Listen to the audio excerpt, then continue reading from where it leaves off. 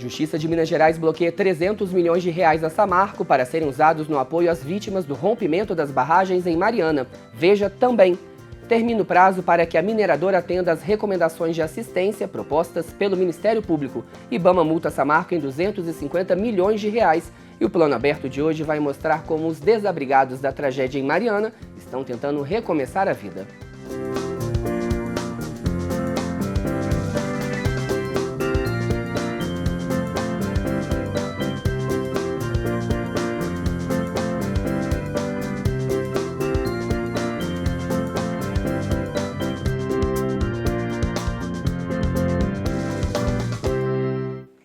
Olá!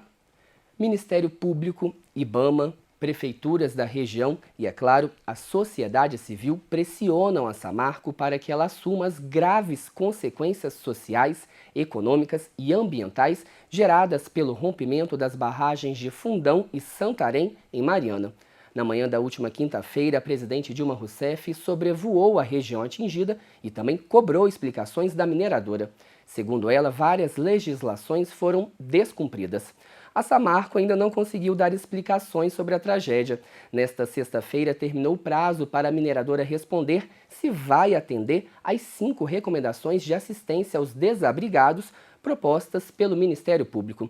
Até agora, os representantes da Samarco se reuniram apenas com vítimas de 2 dos 17 hotéis onde elas estão abrigadas. Em relação à remuneração mensal para as famílias atingidas pela tragédia e a indenização pelos prejuízos, a Samarco não informou quando vai começar a fazer os pagamentos. Até o momento, fica muito claro que ainda não há um plano da mineradora que consiga responder como vão ficar essas 185 famílias, 637 desabrigados, a médio e a longo prazo. Desde o rompimento das barragens em Mariana, o Vanderlei vai a Bento Rodrigues todos os dias à procura de notícias da mãe. A dona Maria Elisa, de 60 anos, estava passeando no sítio da família quando a enxurrada de lama levou tudo o que encontrou pela frente. Minha tia e o irmão dela conseguem sair, né, tinha um pasto, um local mais alto, eles conseguem correr e atingir o ponto mais alto e não ser atingido pela água e pela lama. Mas infelizmente a minha mãe não teve essa mesma sorte, né? Dessa vez, o Vanderlei não conseguiu chegar ao distrito. Todas as entradas passaram a ser bloqueadas. Somente a equipe de resgate e os funcionários da Samarco podem entrar no local.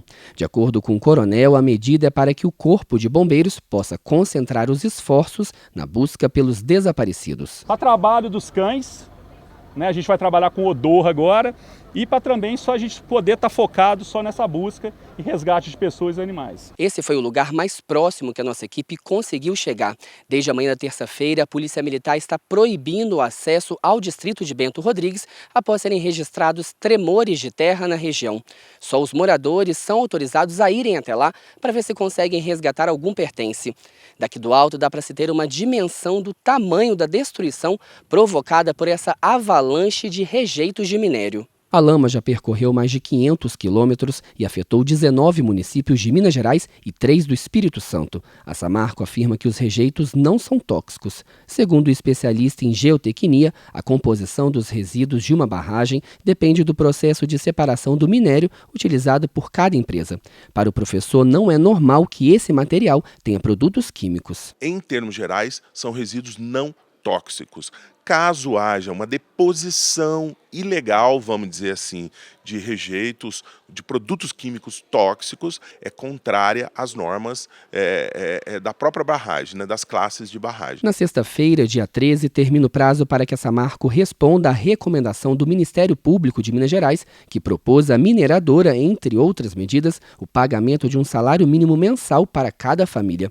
Para o promotor, a responsabilidade com as pessoas atingidas é da empresa, que vai precisar fornecer de imediato moradias aos desabrigados. Até o dia 18, nós vamos identificar a intenção de cada família e já vamos começar um processo preliminar de colocação dessas pessoas nas casas.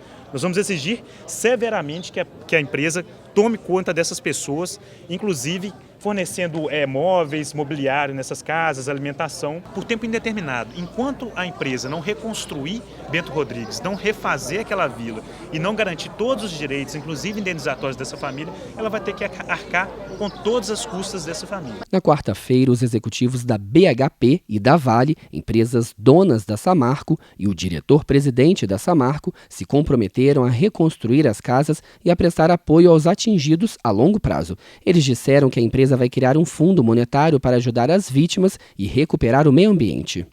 Nesse momento, nós estamos discutindo com o Ministério Público, com a Prefeitura, com a Defesa Civil, qual é a melhor maneira de executarmos a próxima etapa, que é transferir. Aquelas pessoas que quiserem vão ter, no seu devido momento, assim que a gente definir os critérios, que forem definidos os critérios, e nós vamos seguir o que for definido pelas autoridades, assim que essas pessoas tiverem definido esse critério, essas pessoas vão poder ir para casas alugadas. Não é a solução definitiva, certamente que não é. Passada uma semana da enxurrada de 62 milhões de metros cúbicos de rejeitos de minério, nem a Vale, nem a BHP e muito menos a Samarco sabem falar sobre as causas do desastre. Enquanto isso, centenas de casas continuam soterradas por uma lama que não se sabe ainda muito bem do que ela é formada. 18 pessoas seguem desaparecidas e outras 637 estão alojadas em hotéis e casas alugadas. A maioria quer uma resposta para poder tentar reconstruir a vida, mesmo sabendo que muitas histórias não poderão ser resgatadas. A tragédia de Bento Rodrigues e os demais distritos para baixo que foram atingidos tem nome e tem responsável. Eu não tenho dúvida disso. Os bens, às vezes, a empresa responsável vai ressarcir. Mas a história e as percas, jamais eles vão ter o poder para ressarcir isso a cada um. O IBAMA vai aplicar 5 multas à mineradora Samarco devido aos danos causados pelo rompimento das barragens em Mariana. Os valores chegam a 250 milhões de reais. Entre as causas dessa penalidade está o lançamento de rejeitos nos rios, a perda da biodiversidade, o dano ao patrimônio público e a interrupção de energia elétrica em algumas cidades. E nesta sexta-feira pela manhã, em coletiva de imprensa, o prefeito de Mariana, Duarte Júnior, criticou o destino das multas aplicadas à mineradora pelo IBAMA. Essas multas vão direto para os cofres do governo federal. Segundo o prefeito, se esse valor ficasse no município, poderia ajudar nas ações de assistência às famílias afetadas. O IBAMA informou que a multa não tira a responsabilidade da mineradora em dar assistência ao município e que parte do recurso vai ser usada para evitar novos desastres em barragens. E de acordo com a Samarco, cerca de 300 imóveis estão sendo mapeados para atender aos desabrigados. A empresa afirma que cada família vai poder escolher entre se mudar para uma casa alugada ou continuar em hotéis e pousadas. E o coordenador das operações do Corpo de Bombeiros em Mariana, Major Rubem Cruz, afirmou nesta sexta-feira que existe uma trinca na barragem de Germano, que é maior que as 2 outras barragens que se romperam. A Samarco nega a informação. Segundo a mineradora, inspeções técnicas foram realizadas no local e essa trinca não existe. No momento, a barragem passa por monitoramento. E na tarde desta sexta-feira, a Justiça Mineira bloqueou 300 milhões de reais das contas da Samarco. A quantia deverá ser usada exclusivamente para a reparação de danos causados aos atingidos pelo rompimento das barragens. 637 desabrigados, 9 mortos e 18 desaparecidos. O rompimento das barragens de Fundão e Santarém, da mineradora Samarco, interrompeu vidas, projetos e sonhos de centenas de moradores dos lugares atingidos pela lama. Além dos traumas, essas famílias sofrem agora com a angústia de ter que descobrir como começar de novo.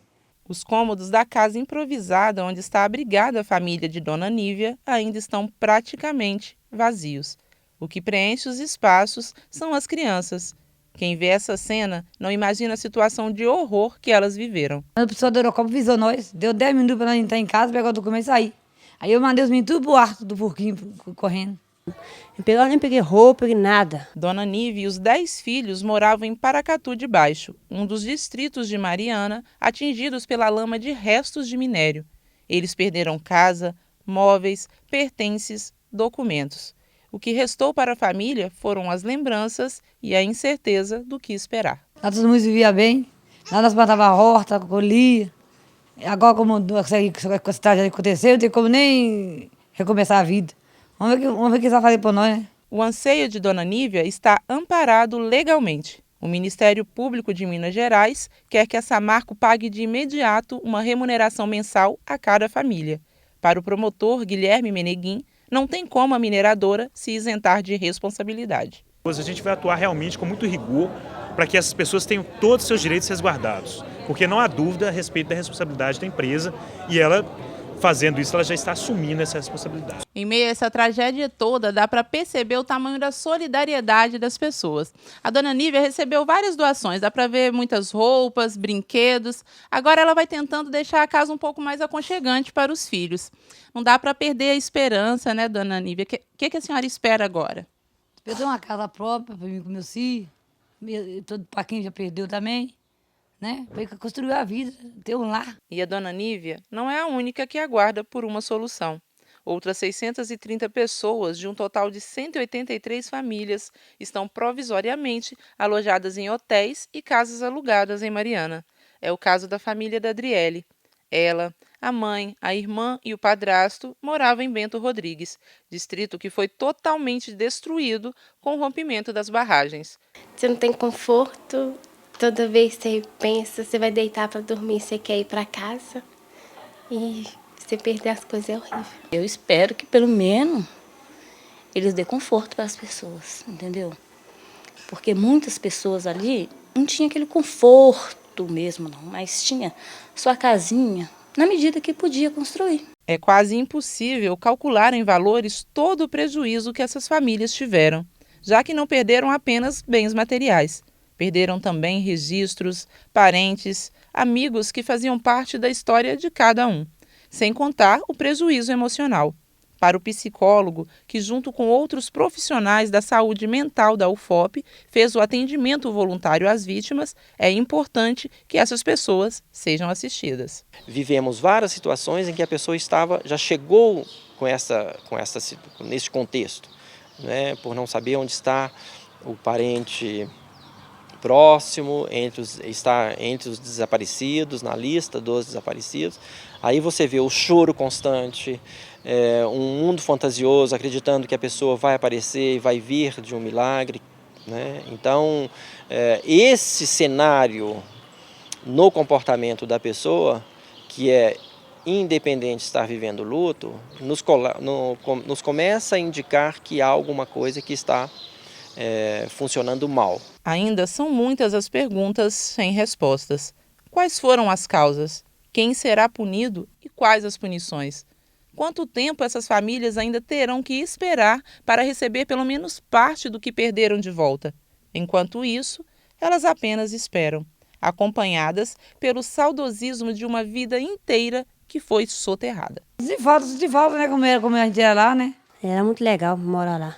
Nós íamos brincar no nosso rio, o rio nós acabou o rio nosso. Então fica assim a saudade, né? De acordar e sempre tomar o café na casa da minha mãe. As crianças e os adolescentes das comunidades de Bento Rodrigues e Paracatu de Baixo, que estão em pousadas, casas e hotéis, voltarão a estudar na próxima segunda-feira, dia 16. As aulas da pré-escola ao 9º ano do ensino fundamental vão acontecer na Escola Municipal Dom Luciano Mendes de Almeida, que fica no bairro Rosário, em Mariana. A Samarco ficou responsável pelo transporte e pela disponibilização do material escolar. Já os alunos do ensino médio que estudavam em distritos vizinhos antes do desastre também vão voltar a essas escolas com o auxílio do transporte. E a gente fica por aqui. Para você, um bom fim de semana e até segunda.